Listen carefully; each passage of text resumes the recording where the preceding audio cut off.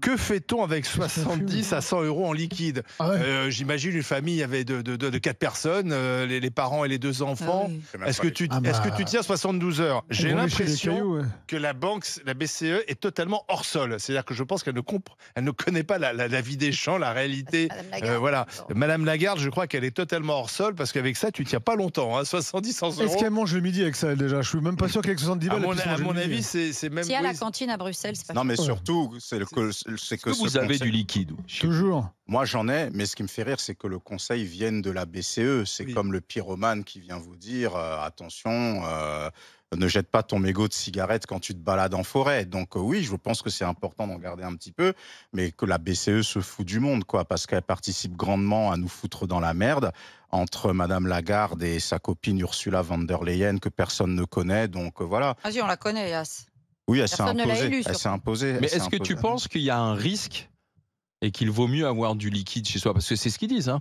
Ils disent aussi jamais il y a une crise économique, crise technologique, aussi de cyberattaque ou autre. Mon point de vue sur les liquidités, c'était pas ça. Moi, justement, c'est pas du tout la même perspective que la BCE. Moi, ce que je disais, c'est justement, au cas où demain, la BCE, voire le FMI, voudrait nous foutre sous tutelle et aller piquer dans nos comptes, c'est pour ça qu'il faut de liquidité. Eux, ils disent, attention, crise sanitaire genre Covid, crise politique genre Russie, cyberattaque sur les moyens de paiement, numérisés, ou pas de géante comme en Espagne. Donc, pendant 72 heures pour payer le quotidien. C'est pas ça du tout. Moi, ce que je disais, c'est prenez des liquidités pour quelque chose de plus important que ça. Or, et parallèlement, la BCE, là où elle est absurde, c'est qu'en même temps, la BCE, elle travaille à l'euro numérique. Ils visent la fin du cash. Donc, ils travaillent à l'euro numérique dans un bureau, et le bureau d'à côté, ils te disent « Mettez quand même 70 balles de cash de côté. » Il faut savoir, on fait l'euro numérique ou pas. Donc, c'est n'importe quoi. Ça montre bien que eux aussi, c'est au pifomètre. Et donc, il y a des pays comme les Pays-Bas, l'Autriche ou la Finlande qui déjà font de la prévention au niveau de leur population en disant « Ayez toujours un peu de liquide sur vous ». Moi, quand je dis « Prenez des liquidités », c'est mettez le plus possible de cash à l'abri le jour où la BCE vient et vous fait à la grecque. Alors, je sais, bien sûr, la Grèce, ça ne nous arrivera jamais parce que nous, on est les plus forts, on est les plus beaux. Moi, je me méfie et il est hors de question que ces gens viennent me prendre mon épargne, que j'ai travaillé pour la faire, c'est pour ma fille, c'est pour ma retraite que je n'aurai pas à cause de l'éducation nationale. Donc oui, je planque les bifetons et j'investis surtout, ayez le moins possible en banque. Bruno, tu as combien toi par exemple? Attends, je veux savoir Bruno, il a oui, combien? mais il va te le dire dans un instant parce qu'on a Jean-Louis qui est arrivé au 32-16, Jean-Louis Dugard. Bonjour Jean-Louis. Il l'a sur lui en plus. Oui, bonjour les gars de gueule. Bienvenue Jean-Louis. Vous avez un peu de liquide vous ou pas? Oui, j'ai pas mal de liquide. Oui. La boîte, on ne s'arrête pas de gonfler, ma boîte. Vous avez tout mis dans une boîte de biscuits non non, il y a un gros pot en mer avec un gros bouchon dessus. Vous avez combien en liquide? 18 000 euros, j'ai en ce moment. 18 000? Ah ouais, oui. Mais pourquoi? Mais je vous explique, je suis à la retraite, je fais 1330 euros. Donc j'ai 73 ans. Hein. Donc 1330 euros, je ne passe pas. Chaque mois, je suis court.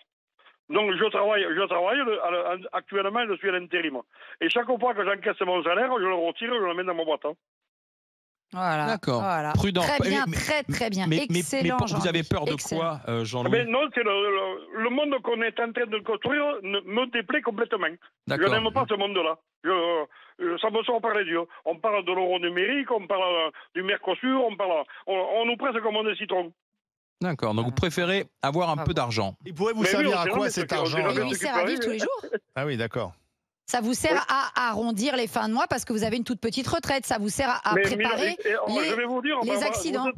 Vous êtes quelqu'un que j'admire énormément. Oh, merci, c'est très gentil. Moi aussi, je vous admire. Sur la même longueur d'onde. Oui, j'ai commencé de travailler à 14 ans, déclaré. Hein. J'en ai 73 et je travaille encore. Il y a 60 ans que je cotise. Et je fais 1330 euros de retraite. Quelle honte! Mais oui. Donc, j'ai droit à une deuxième retraite, je fais la demande. Depuis le mois de février, ça traîne.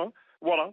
C'est pour ça que quand on s'en prend en retraités, en essentialisant, en disant les retraités doivent payer les boomers, etc., je trouve ça insupportable. Parce qu'on pourrait vous dire, vous êtes un boomer. Mais oui, mais c'est ça. On a quand même, pendant un moment, ça a duré 15 jours, on a stigmatisé les retraités. Maintenant, c'est les riches. T'as un mec de 73 ans. Oui, mais ça dépend lesquels. On cherche les boucs émissaires. Les politiques, ça va, je suis d'accord, mais pas nous.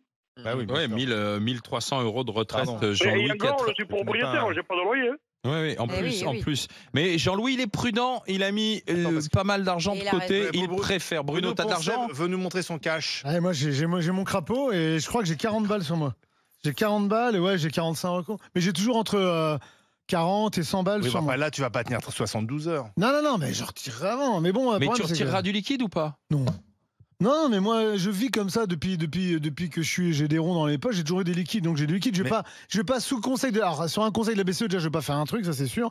Mais sur leur conseil, je vais pas faire un truc différent. Moi, je continue à vivre à ma façon. Je veux liquide. Et crapaud, c'est le. C'est le nom du portefeuille. Crapaud, c'est ça, parce qu'en fait, tu vois, tu appuies.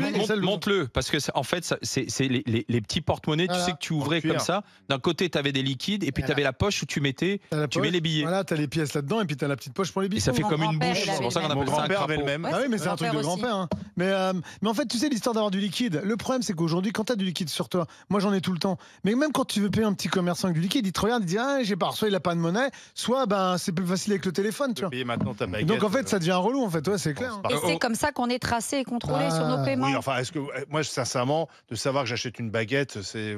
J'achète une baguette. Mais regardez aujourd'hui d'ailleurs, l'accès aux liquidités est de plus en plus entravé par les banques. Vous avez des plafonds. Oui, c'est vous vrai. avez dans la France périphérique. Ça, c'est vrai. Et ça, c'est pas normal. On n'est pas propriétaire de son argent. On nous ferme les distributeurs. Et surtout, on nous colle des plafonds de plus en plus bas. Pourquoi est-ce qu'ils refusent comme ça qu'on ait accès à nos propres liquidités? Je pose la question. Et quand le système tombe en panne, c'est la panique. Souvenez-vous ce qui s'est passé. Aurélien, bonjour. Vous ne pouvez plus tirer d'argent. Oui, bonjour. Bonjour, Aurélien de Saône-et-Loire, conducteur d'engins dans les travaux publics. Est-ce que vous avez toujours un peu de liquide ou est-ce que vous en mettez de côté? Dites-moi.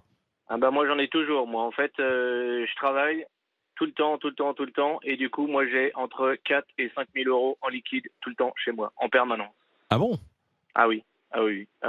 Et moi, pourquoi pour les vacances, pour les extras à côté et tout.